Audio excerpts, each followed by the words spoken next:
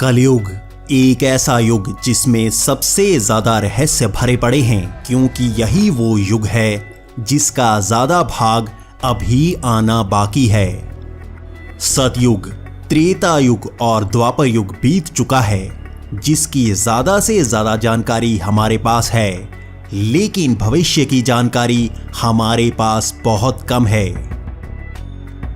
आज इस वीडियो में हम आपके लिए कलयुग और कली पुरुष की जानकारी लेकर आए हैं। आज का वर्तमान देखकर हम भविष्य का क्या अंदाजा लगा सकते हैं। सतयुग से लेकर कलयुग तक हर युग में दो भाग रहे, धर्म और अधर्म।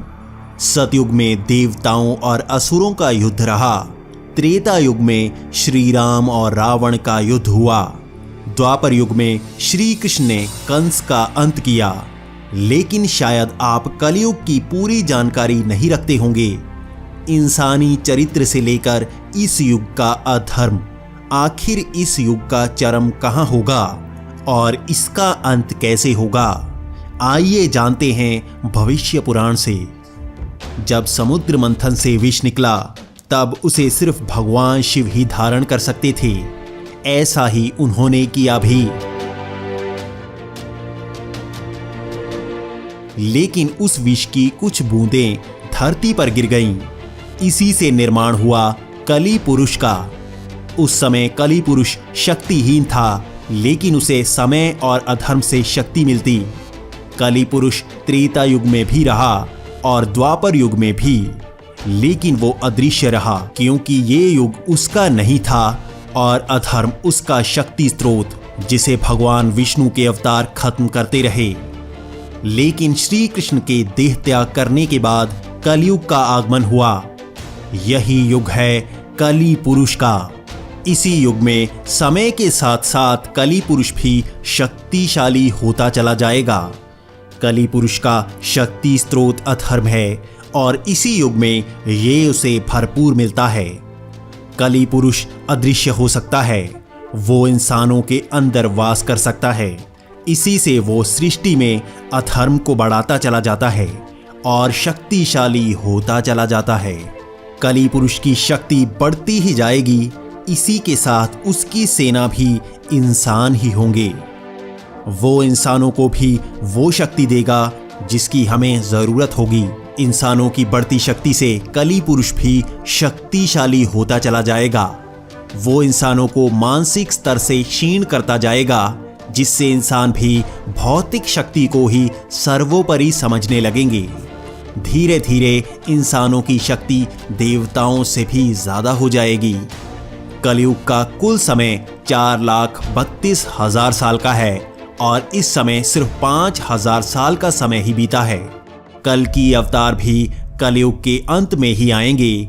इसी कारण कली पुरुष के पास बहुत ज्यादा समय है, ज्यादा से ज्यादा शक्तिशाली होने के लिए।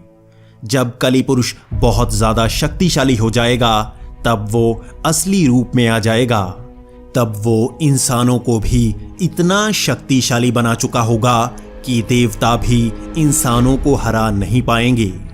तब इंसान भी कली पुरुष को ही भगवान मानेंगे, क्योंकि कली पुरुष इंसानों को सब कुछ देगा, लेकिन सृष्टि पर अधर्म अपने चरम पर होगा। तब कलयुग के अंतिम समय पर कल की अवतार आएंगे। उनको शिक्षा परशुराम जी देंगे और उनका मार्गदर्शन हनुमान जी करेंगे। ये युद्ध सबसे भयानक होगा। इस युद्ध में इंसान भी कली पुरुष का ही साथ देंगे, जबकि 7 चिरंजीवी कल की अवतार का साथ देंगे।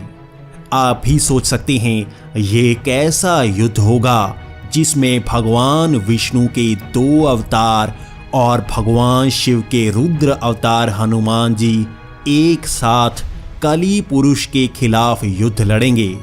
कली पुरुष कितना शक्तिशाली होगा जो आसानी से हराया नहीं जाएगा। तब परशुराम और कल की अवतार एक हो जाएंगे और अंत करेंगे कली पुरुष का।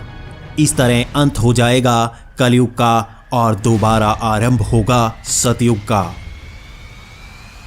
तब कल की अवतार परशुराम जी भगवान विष्णु में समा जाएंगे। सात चिरंजीवी अनंत शक्ति में लीन हो जाएंगे। धरती पर दोबारा देवताओं का आगमन होगा।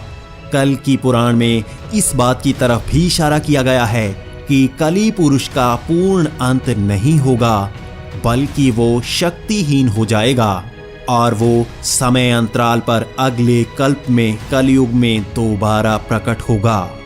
तब जो मनुष्य सत्य परमात्मा की पहचान करेंगे वही बचेंगे। कली पुरुष का साथ देने वाले मनुष्यों का अंत होगा। इसके बाद देवता धरती लोक पर इंसानों को ज्ञान देंगे। इस तरह अंत होगा इस महायुग का और दोबारा आएगा सतयुग।